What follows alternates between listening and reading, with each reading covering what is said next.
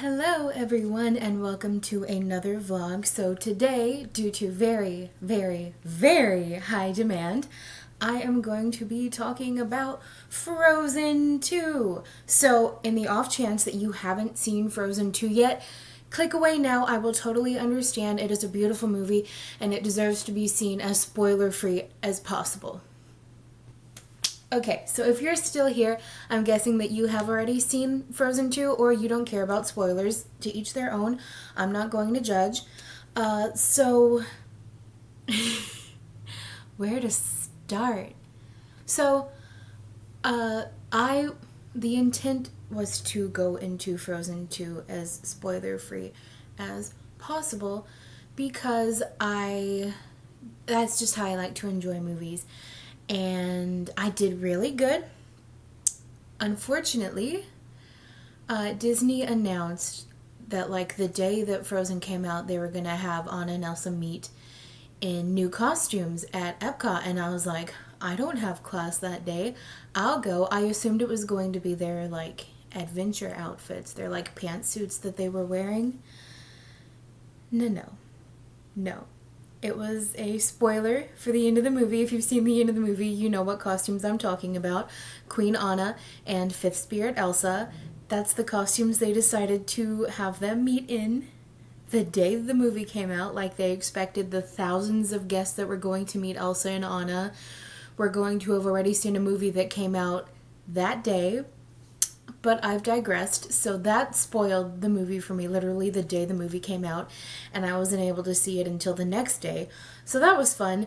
But that aside, like the fact that I got spoiled aside, holy wow, that movie was everything I wanted it to be and so much more. Now, I was lucky enough to be able to go to D23 this past August. And I was able to get my way into the animation slash live action. It's all one panel now. In previous years, if you might recall, when I went to D23 in 2015, there was an animation panel that I was able to go to because a friend had seats for me. And then there was also a live action panel that was a different day. But this year they put it all in one. And so I was lucky enough to get in there, and I got to see like 15 minutes of Frozen 2. Just like different parts. I got to see the entire charade scene all the way through into the unknown. We got to hear them perform Some Things Never Change live, and we also got to see the lullaby scene. So I went into Frozen, I guess not completely not spoiled, because I had been able to see those scenes, but I knew that and I had been excited to see sneak peeks of it at D23, so that didn't bother me at all. And in the weeks leading up to Frozen, I watched the trailer like all three trailers like almost every day because I was so excited for this movie. And even having the stuff that I knew from D23 and the stuff that I knew from the trailers and like trying to piece it together, it still didn't like it didn't ruin the effect of the movie on me at all. So that was like, I was really grateful for that. And now that I've talked about everything but the movie, let me talk about the actual movie now. So I saw it at the AMC at Disney Springs for the little Frozen fan event that they did. So I dressed up as Elsa. Here's a picture of me here. And so I dressed up as Elsa. I was like totally into it. I met a little girl that was dressed up with Elsa and we had the same costume on, and we were talking about our glitter and everything, and it was just the cutest thing.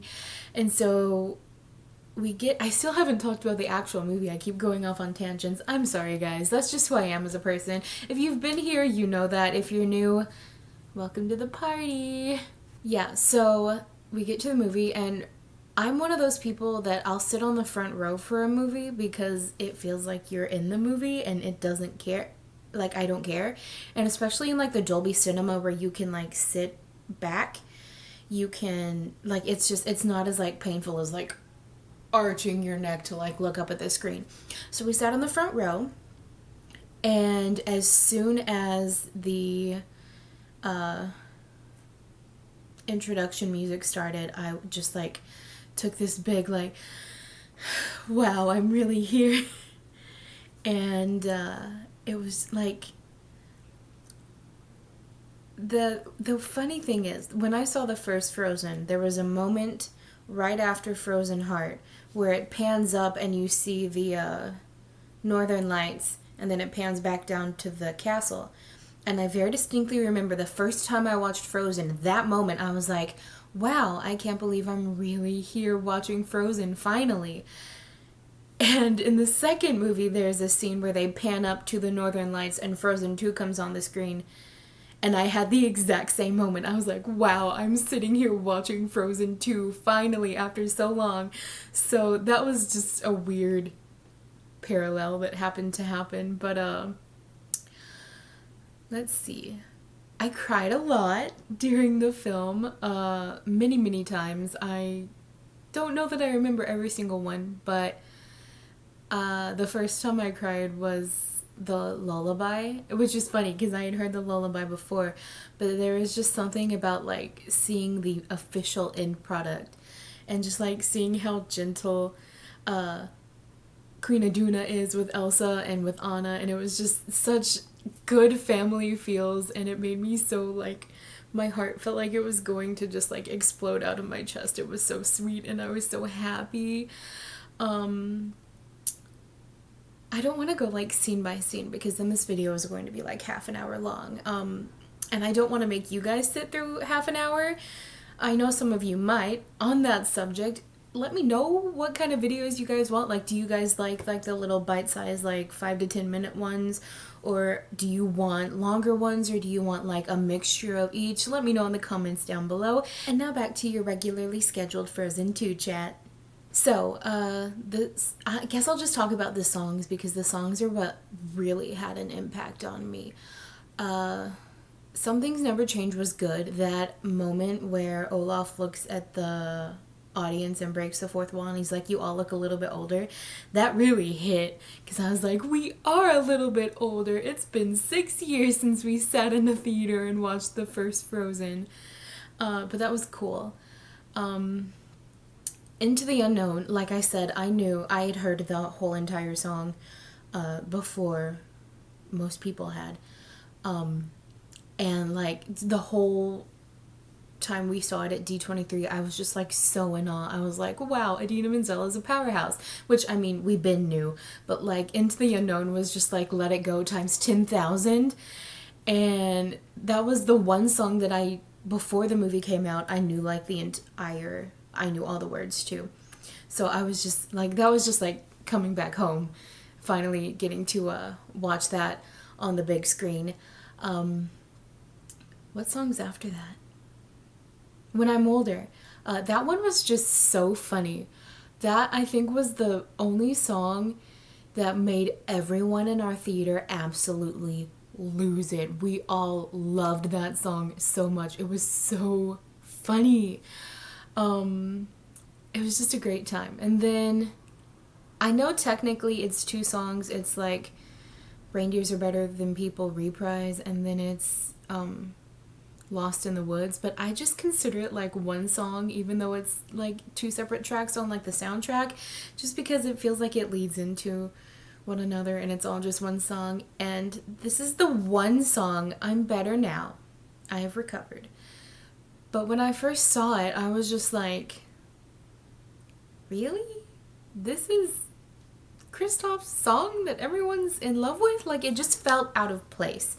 And I guess I still feel like that a little bit now. It's just that now it's gotten, like, it's wormed its way into my brain and I'm like all like into it every time I hear it.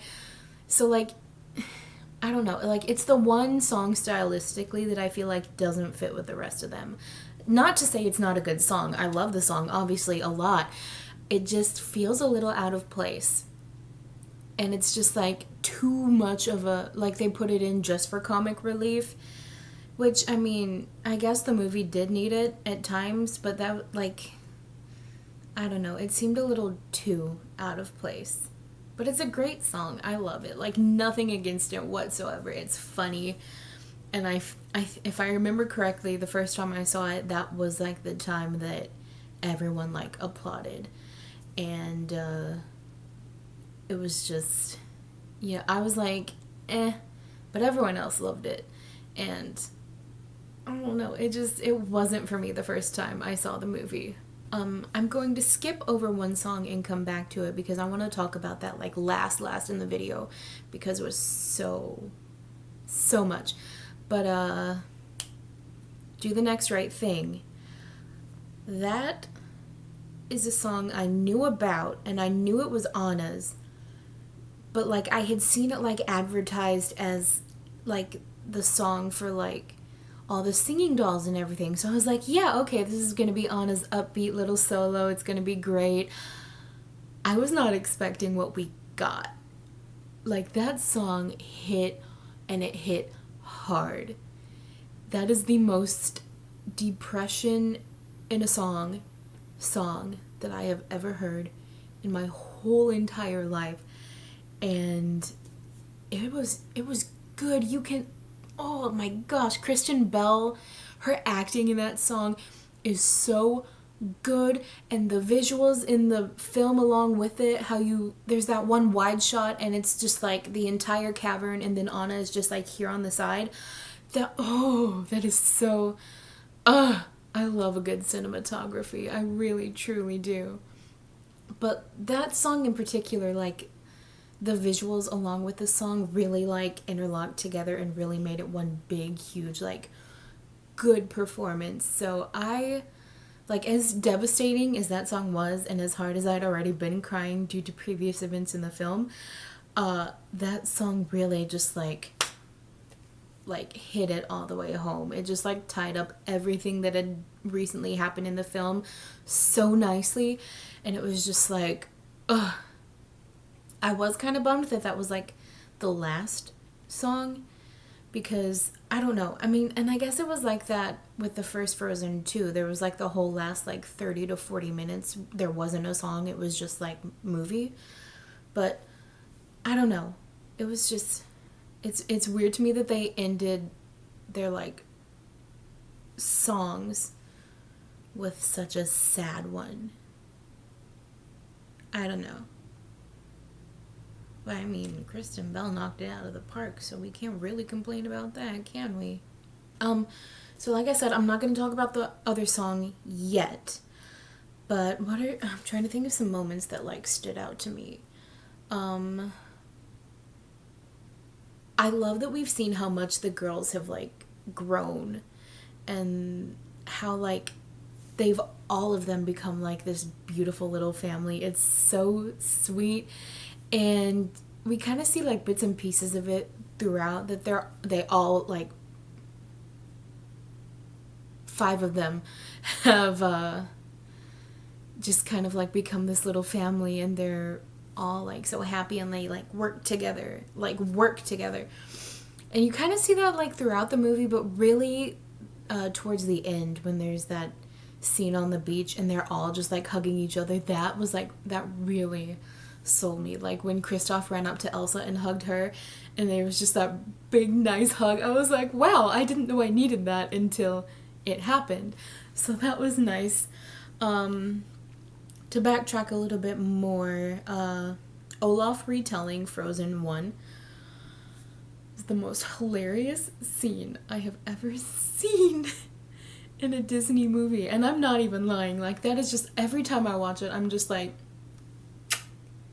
so good. So good. Olaf in general was just a lot funnier in this movie than he was in the first one, which is a hard task to complete because he was pretty funny in the first movie. Like, he was pretty much like solely comic relief in the first movie, but he was such a more diverse character this time. But he was also like funnier. Like, he had his sad moments and he had his devastating moments, like when he flurried away, but he was just, his comedic moments in this film were just so good. Like I said, the retelling of Frozen 1, oh my gosh, I just had it in my head. What scene? when he's in the forest and he's calling for everyone and then he calls for Samantha and then absolutely loses it. Same. That gets me every time. There's no reason that stupid Samantha joke should be as funny as it is, and yet it gets me every single time. It is just peak humor. It's so good. So Kristoff, I feel like he was given more room to be, like, I feel like he's the one that we saw the most, like, growth with, in regards from, like, first movie to second movie, because the first one, that's not what I want to say. What am I trying to say? You know what? It's not that he grew more. It's that we got to see more of how he was towards the end of the first movie. Because, like, the first movie, he started out really, like, gruff and grumpy and stuff like that. But then towards the end, he was just, like, really sweet. And you could tell that he really cared for Anna. And that just, like, continued in this movie. And it was amplified. That's a good word for what I was looking for. Like, we got to see his actions and his feelings amplified in this film. So that was really fun to see. And I do love at the end, there are two things at the end. One is when he rescues Anna from the Earth Giants and he's like, I'm here, what do you need? Instead of being like, okay, here's what we're gonna do. Like, he gave Anna the room to decide what they needed to do. He didn't, like, try to say what they were gonna do. So that was cool. And then at the end, when he was like, my love is not fragile, that is, more men need to know that. I'm not a fan of men in that sense, but, you know, men in general can benefit from not being so fragile with their masculinity. And I think it's great that little kids are going to have Kristoff as a role model to look up to in that sense. Sven, I don't have much to say about. He's a good character. He's always been a good character. I love him very much. He was a good boy in this film, and he was a good boy throughout this film. Well done, Sven. Okay, so I've left Anna and Elsa to talk about a little bit more, obviously, because they're Anna and Elsa, and I just have more emotions about Anna and Elsa. So, Anna and Elsa both, we just got to see, like, a complete 180 of their characters in the previous films, but Anna just had such a good character arc, and honestly, a lot of the thing with Frozen is that a lot of stuff happens between Frozen and Frozen 2, and you don't know that unless you read some of the novels that they released. Like, they released one that was called Forest of Shadows that was directly, it was like from Frozen Fever, or like after Frozen Fever and then leading up to Frozen 2, and it filled in a lot of blanks, and that book talked a lot about, like, how much Anna cares about Arendelle and just, like, how dedicated she is to her country. And we kind of get that in the movie, but, like, it's amplified more if you've read the books and you know more about, like, the backstory about it. But it was really cool to see her so passionate, not only about her country but also about her sister. And she's always been passionate about Elsa, but it was obvious in this film that there was literally nothing she wouldn't do for her sister. And it was really good to see that, and it was really good to just see her have, like, grown up, because she was 18 in the first movie and she's 21 now, and you can just tell that she's more mature and she thinks things through a little bit more, and it was just very realistic, and I was very appreciative of that. And it was just so good. She had such good lines, such good character arcs, such good songs. She was good in this film. So now we're up to Elsa, and I feel like I could go on for an hour about Elsa, but I'm trying to keep this video kind of short. So I just... Elsa in this movie was just so good. Like, she got everything that she deserved and so much more. And I'm really grateful for that. The funny thing about Frozen movies is that they always seem to come around a time that I need them to come out, if that makes any sense. I said that really slow and really weird. I'm very sorry about that. Elsa's character has always meant, like, so much to me. I've always, of all the fictional characters that I've ever related to or identified with, Elsa is the one. Like, Elsa is my character. And I don't know how to explain it. She just is. She's important to me. She's special to me. And she's my character. I don't know how else to say that. She was so important to me, in fact, that when I graduated, she was on my graduation cap. So, yeah, I guess you could say that I'm really, really, really a big fan of Elsa. And I think her arc was important in this movie. And I do think that Frozen 2 was her movie. It was about her finding answers. It was about her getting closure for several different things. And I just, like, this was her time to shine. And I know a lot of people, like, came out of the first Frozen and were like, Elsa, Elsa, Elsa. Guilty. But the first one was kind of Anna's movie. Like, it was about Anna and, like, making things right, kind of. Not to say that she did bad things, which, I mean, arguable, depending on who you talk to. But it was about Anna, like, reconnecting with her sister and making things right again and just reuniting. And Frozen 2 was more about Elsa getting the answers that she needed and becoming the person that she needed to be for herself. And I think that is so, so important. Now feels like as good a time as ever to talk about Show Yourself. So, Show Yourself was, I knew the title, and that was it. And no, that's a lie. I knew the title, and I had seen who sang it. So I was confused a little bit because it was Idina Menzel and Evan Rachel Wood who plays their mother. So I was like, how's that gonna work?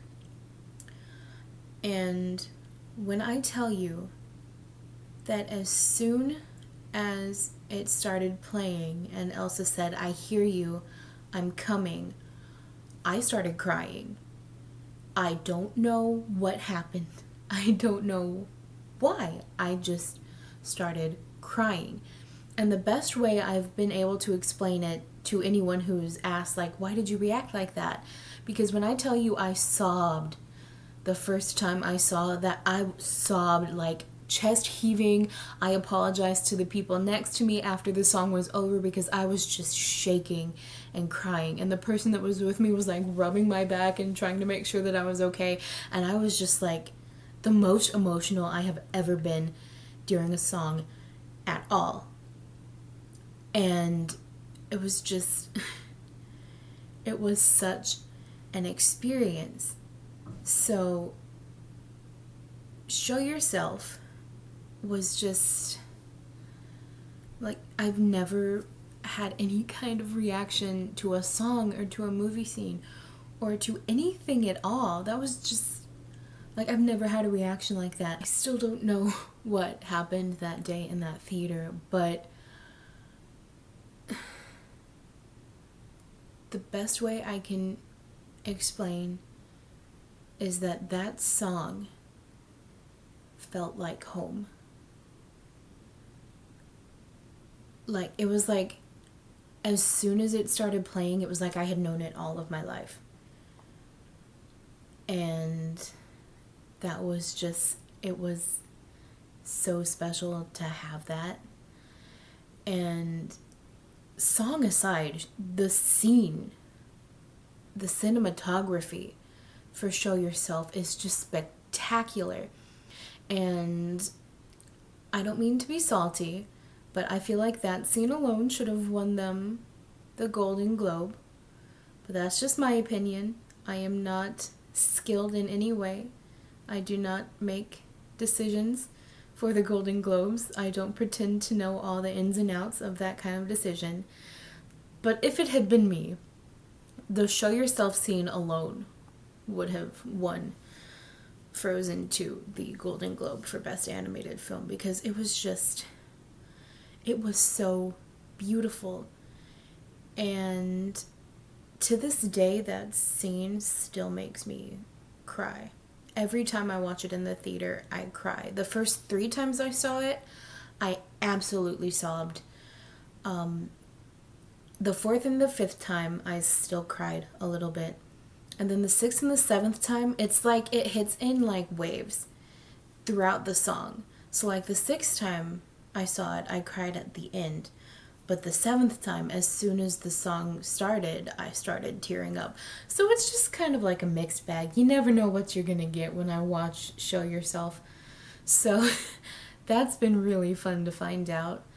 But that whole song and that whole scene is so powerful. And the thing that stands out to me the most is that quote at the end that Queen Aduna sings, where she says, "You are the one you've been waiting for all of your life." I mean, that was so important to me. I have one of those little, like, letter boards in my room, and I put that quote on it so I could see it every day and remember that I'm the one I've been waiting for. But gosh, that scene is just so good. And it's so important to me. And I hope, obviously now I've gotten to a point where I can listen to Show Yourself outside of the context of the film. But for the first month or so, I couldn't. Like, I was afraid to listen to Show Yourself because I'd had such a visceral reaction to the song the first time I saw it. So I was afraid to listen to it. But now I've gotten to a point where I can listen to it. I can sing along with it.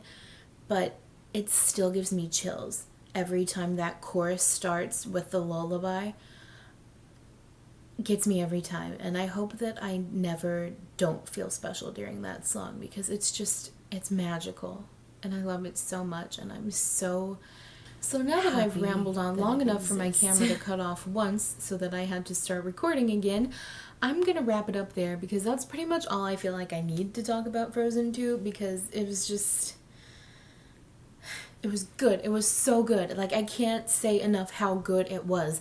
And I could talk about it for hours and hours and hours, and I really don't want to do that today. Maybe one day I will, but for right now, I'm going to cut the conversation, because it was beautiful, it was good, and I'm so happy with it, and I hope you all were happy with it too. If you have any questions or comments or feelings that you had about the film, leave them down below. I would love to answer them or see what you guys thought about it as well. If you have any other ideas for videos, I know I've gotten that people are interested in me doing another Frozen merchandise thing, which can be done. It's kind of spread like all over my room, so that would take a little bit of planning, but that's something I can definitely do. If there's other movies that you guys would like me to talk about, I'm big on the Marvel movies now. I don't think I've mentioned that yet. So I'm really big on Marvel. Just Disney in general. Disney Plus, if there's anything that you guys want to talk about on Disney Plus, I love me some Baby Yoda, so we can talk about that forever. Just any ideas that you guys have at all, leave them down below. If you have any questions, comments, ideas, concerns for my sanity, leave them down below in the comments. Thank you so much for watching, and I hope you all have a wonderful week. Bye!